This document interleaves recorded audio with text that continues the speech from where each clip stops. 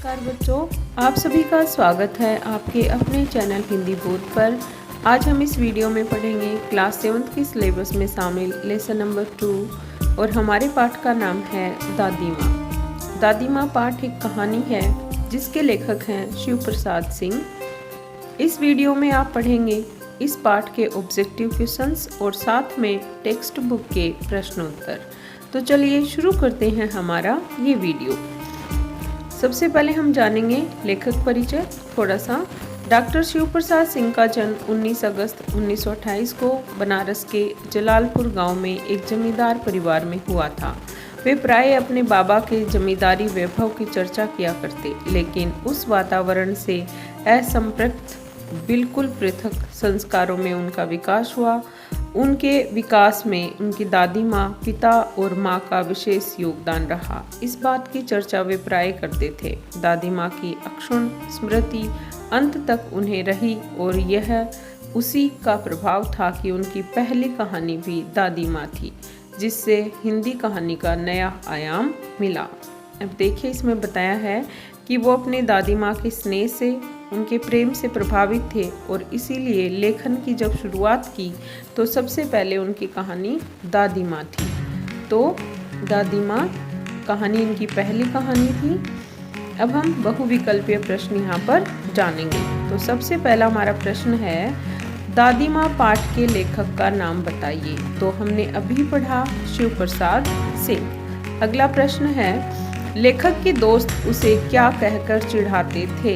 पढ़ने में अच्छा नहीं है, कमजोर तथा जरा सी प्रतिकूलता से घबराने वाला, खेलता अच्छा नहीं है। तो क्या कहते थे? इसका सही उत्तर होगा दूसरा, कमजोर तथा जरा सी प्रतिकूलता से घबराने वाला। प्रश्न नंबर 3, पाठ में लेखक ने किसकी शादी की बात कही है? किशन भैया, अपनी बड़ी बहन, अपनी छोटी बहन। तो सही उत्तर क्या होगा? किशन भैया। अगला हमारा प्रश्न है, लेखक ने किसकी यादों को धुंधली छाया कहा है? किशन भैया, अपनी बड़ी बहन, पिताजी, दादी माँ। तो सही उत्तर क्या होगा? दादी माँ।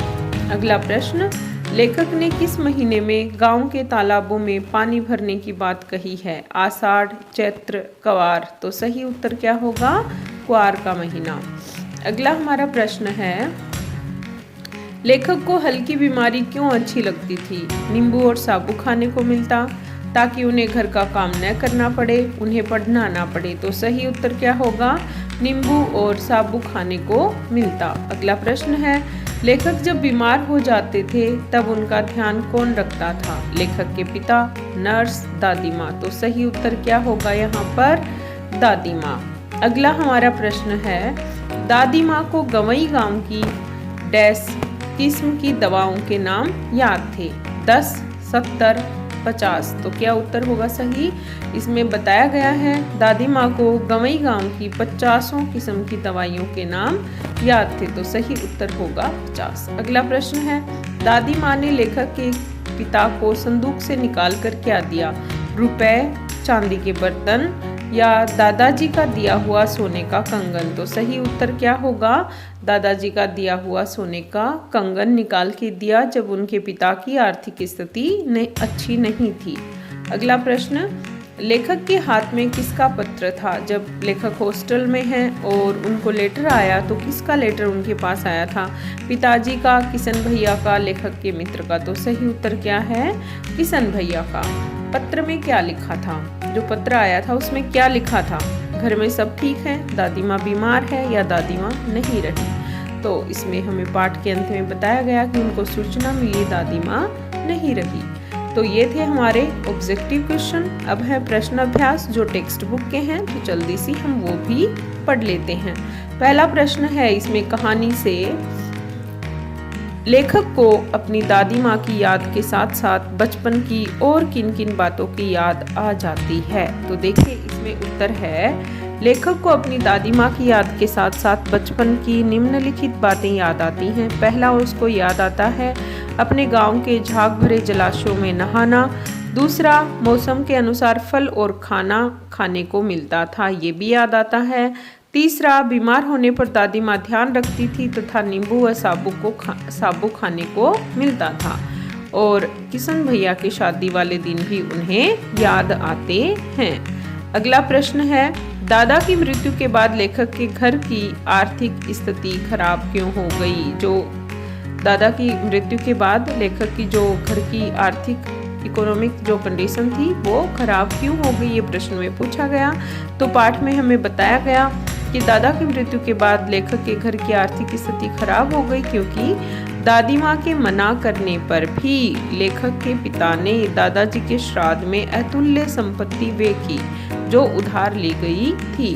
जो धन था, जो संपत्ति थी, जो रुपए थे, वो उधार लिए और ज़्यादा खर्च कर दिए दादाजी के श्राद्ध में, तो इसलिए उनकी आर्थिक स्थिति खराब हो गई। अगला प्रश्न है, दादी माँ के स्वभाव का कौन सा पक्ष आपको सबसे अच्छा लगा और क्यों? देखिए, इसमें दादी माँ के जो स्वभाव के बहुत सारी विशेषताएं हैं, लेकिन जो हमें अच्छी लगी वो हम यहाँ पर लिखेंगे। आप अपनी तरफ से भी ये उत्तर दे सकते हो। मुझे जो अच्छा लगा वो मैंने लिखा है। पाठ में दादी माँ के स्वभाव की बहुत सी विशेषताओं के बारे में बताया गया, लेकिन जैसे वो संघर्षशील थी, उन्हें देसी दवाइयों के नाम भी पता थे, लेकिन इन सब के साथ उनके स्वभाव में दयालुता थी, वो हमें सबसे ज़्यादा अच्छी लगी। जब दादी माँ रामी की चाची का कर्ज माफ़ कर उसे 10 रुपये भी देती है, ये देखिए कितने दयालुता का काम उन्होंने किया। लेखक के पिता को भी कंगन दे दिया, अतः उनके स्वभाव का ये गुण सबसे ज़्यादा प्रभावित करता है। तो ये थे ऑब्जेक्टिव प्रश्न और टेक्स्ट बुक के 3 प्रश्न जो कहानी से हैं। अगर आपको ये वीडियो पसंद आया लाइक करें, चैनल पर नए हैं तो सब्सक्राइब करें। Thank you.